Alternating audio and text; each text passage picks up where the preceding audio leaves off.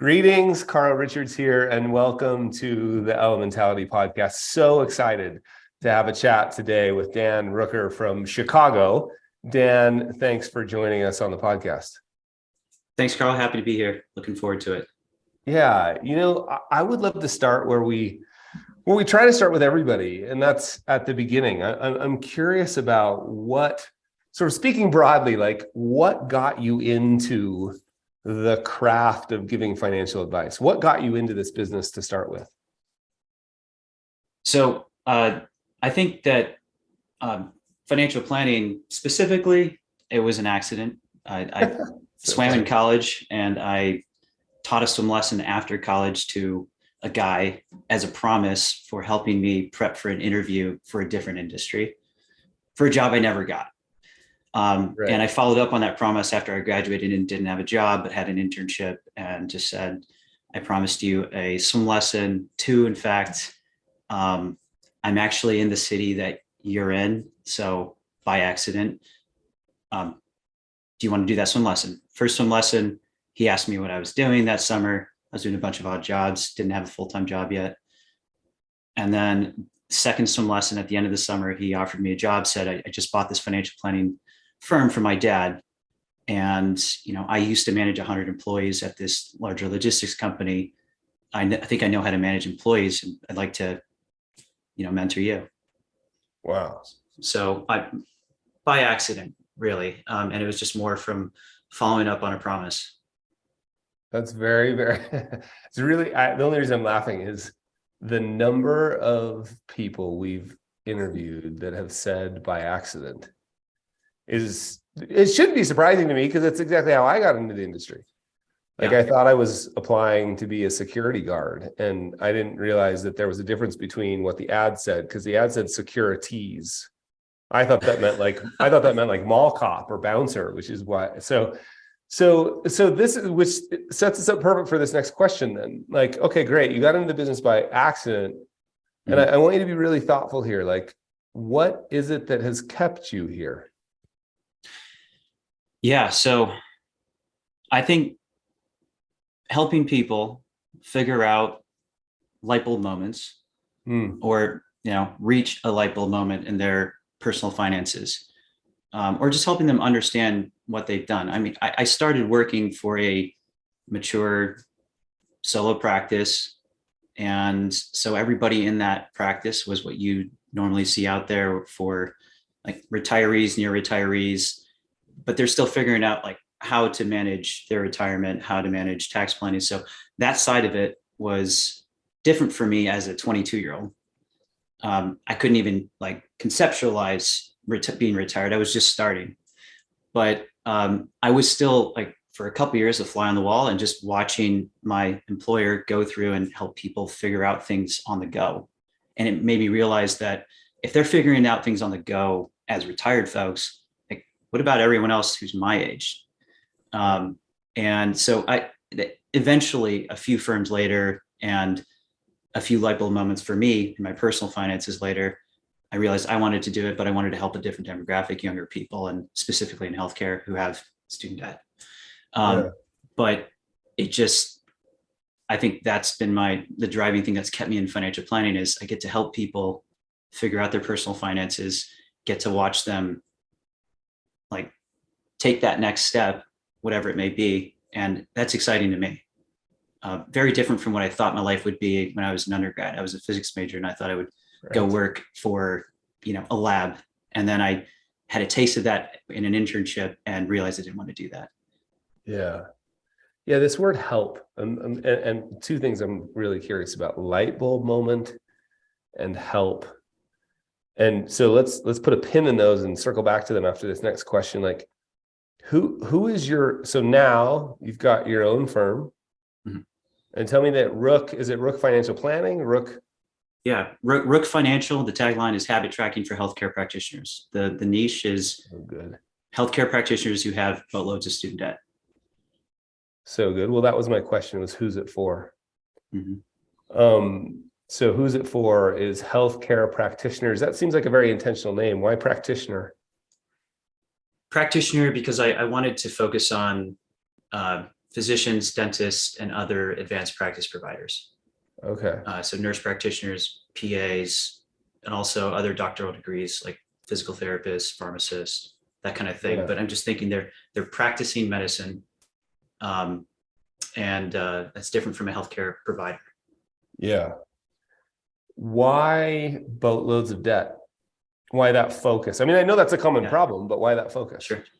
Sure. So I was listening to a podcast a few years ago called Choose FI, and I heard this guy come on there named Travis Hornsby, owns Student Loan Planner.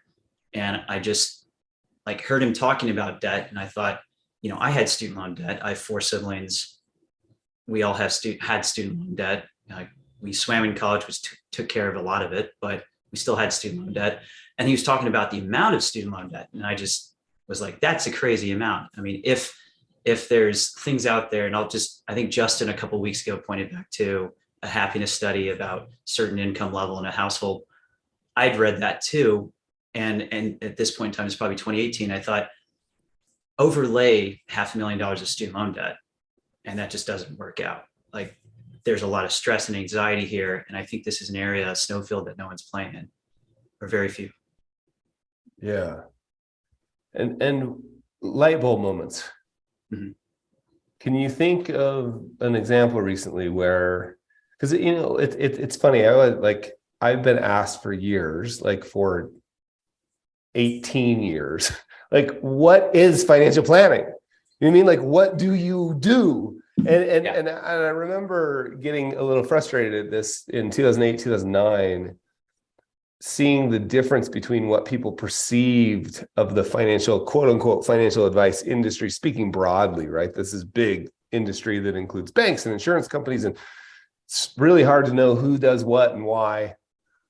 But I was getting really frustrated by the perception of that industry, and I'm using the term industry on purpose, and the difference between how people saw that industry and what I saw my colleagues actually doing, right? Like, my real financial advisor friends, you think 2008, 2009, the global financial crisis, all that, like, my colleagues, I mean, maybe it's a little hyperbole, but like, they were saving people's lives. You know what I mean? Like really, really doing deep work, helping people in lots of trouble. And you could trust them. But all we were hearing about in the industry were these, like, crazy people who should have been selling shoes, but instead were selling financial products. So painting a picture of light bulb moments. Yeah. And terms like help, and we hear this a lot, serve, solve a problem. You're pointing to a problem you are super interested in solving, student loan debt. Can you think of any examples, any stories of light bulb moments? Yeah, I'll go no further than this morning. I did a student loan consult this morning with, and every consult fills out a form to give us a financial baseline. So to paint the picture, it was over $400,000 in debt for a tried to be a physician, but didn't, and chose a different industry. So making a lot less than a physician would, and finished medical school in 2009. And fast forward, over a decade later, and that much debt is still there. Household income is 200,000, have kids, and booked the call because found us online. And I can only guess that these loans are provoking some anxiety and stress, right? So fast forward to the end of that consult. And one of the things we show in the consult at the very end is this very quick financial independence calculator. It tells you how long until work becomes optional based off of a couple simple parameters, one of them being student loan payments, another being what you have so far, and a third being your savings rate. And every student loan consult, it's similar, where we say, like, if you continue at this savings rate, here's how long until work becomes optional. For her, it was 15% savings rate, work becomes optional in 40 years. She graduated medical school in 2010. You can guess how old this person is. 40 years isn't going to make it work. Isn't going to cut it. If your savings rate's 30%, work becomes optional in 26 years. And if I wiped away your loans today, the 400,000 was just gone, and you had that 30% savings rate, work becomes optional in 24 years. So the savings rate made a pretty big impact. 15% to 30%. The student loan decision made a pretty small impact, 2 years. And we built that tab to prove that out exactly mathematically. And the light bulb moment for them was, oh, if there's anything to lose sleep over, it's our savings rate, not our student loan decision. I would imagine, I mean, I'm just like feeling into that a little bit. Like, you use the word stress and anxiety. Like, I would imagine there's also a level of release of shame around like, oh wait, maybe I didn't like make, I mean, sure, maybe I made a mistake, whatever, but there's now a way out, right? There's a way out. Have you noticed that with this work? Just like, oh my gosh, it feels like such a relief. Yeah, every day. That's the main thing. Like, these student loan consults are like surgery to me. And it's solving a very specific thing. Rook Financial is preventative care. It's continuing to work on the things after we've solved the student loan thing, because the easy part is telling them how much to save and how little their student loan decision impacts the future. The hard part is carving it out every year. Yeah. So yeah, I mean, it's a really, I find light bulb moments in almost every consult, and there's been over 1,000 in the past year and a half for me. Well, wow, that's crazy. Talk to me a little bit about the collective benefit of 1,000 reps. Yeah. Right. Like, are you starting to see like pattern recognition now, and like you're getting increased? That's what I think. One thing that I think people don't realize is how valuable people are. You're not getting that moment of advice. You're getting the collective benefit of 1,000 reps, right? Like, how have you seen that play out? Well, I've seen the math with student loans with 9 different repayment plans.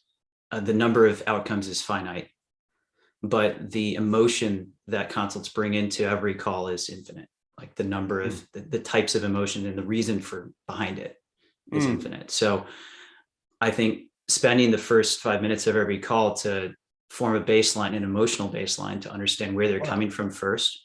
Yeah. Sorry to interrupt, but tell me about that. Sure. What is it? What is an emotional baseline, and what do you do? What do you do during those 5 minutes? Yeah. So I start by asking them, explain the structure of the hour that we're going to be on the call. And I ask them to just catch me up to their perspective on their loans and repayment history and plans they've been on over time.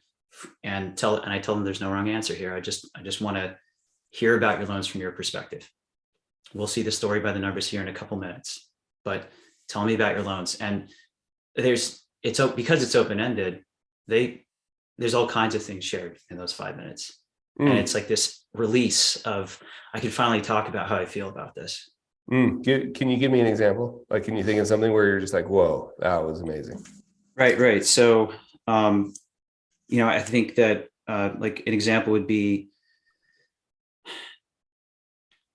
like someone will come in and say, these are the reasons why it wasn't my fault that I have these loans, or I've been paying on these loans for 20 years and the balance has actually gone up, not down. And or I didn't realize that when I was in residency that putting my loans into forbearance was a bad thing. So like those kinds of things are helping me think through how I craft the answer afterwards, because the answers are finite and the outcome is, similar, but like how they talk about what their past has been based on their memory, and then 2 minutes later or 5 minutes later, matching it up against what the story by the numbers tells me in their loan file. Yeah, so good, Dan. Like, I think what you're pointing to, and for people listening, this is like, if you remember nothing else, please remember this, that the story and the spreadsheet are two different things, right? And rarely do they line up.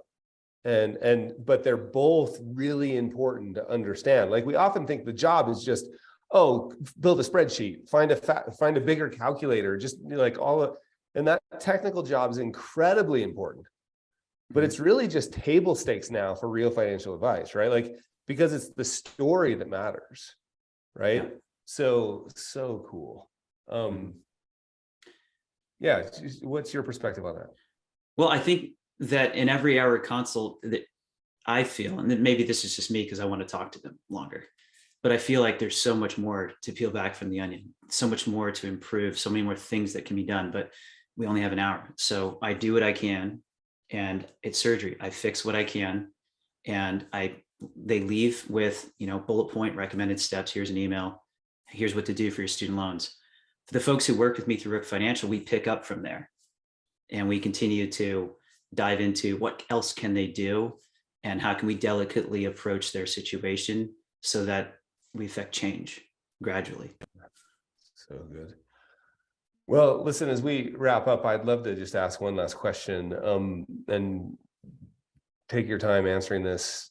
Let's just pretend like we were talking 3 years from today. Okay. Right. And we're looking back and you're happy, right? You're happy with what's happened over the last 3 years. And I'm thinking specifically about the business, like you're happy with the impact that you've made with your craft of advice. Like what would have occurred in order for you to feel good about the last 3 years if we were looking back 3 years from today? So if we were looking back 3 years from today, I have like a 5-year plan, a 10-year plan for my practice. And by 3 years, I would have wanted to template a process that I can use to create a sort of franchise model to then replace Merrill Lynch's model, but just with my own. Right. And so like I want to have, I'm almost at capacity for how many people I want to work with. Capacity being a half plate, I'd say, for a financial planner, so that I can spend the other half of my time doing some of this and continue to run the practice. But I want a lifestyle practice within an enterprise. So good. And at the level of impact, what do you think that would mean? 10 years from now, like 100 advisors, and I haven't decided whether it's going to be W-2 or contractor, running their own practice with a full plate each, 120 clients. Yeah. And the support system from Rook Financial to continue to want them to stay there. Yeah. Amazing, my friend. Here's to that 10-year plan. I love that, Dan. Thanks for taking the time to talk today. Thank you. Yeah. Cheers.